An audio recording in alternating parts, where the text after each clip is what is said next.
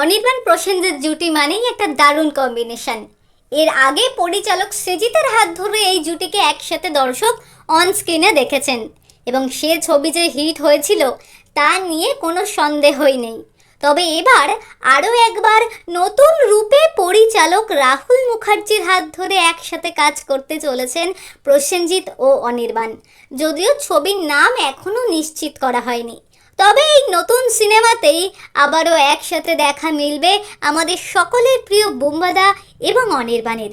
কিন্তু শুধু এনারাই নন, একসাথে এক ঝাঁক তারকা নিয়েই ছবি তৈরি হতে চলেছে। রয়েছেন অপরাজিতা আঢ্য, রজতাভ দত্ত, প্রিয়াঙ্কা সরকার থেকে শুরু করে আরও অনেকেই।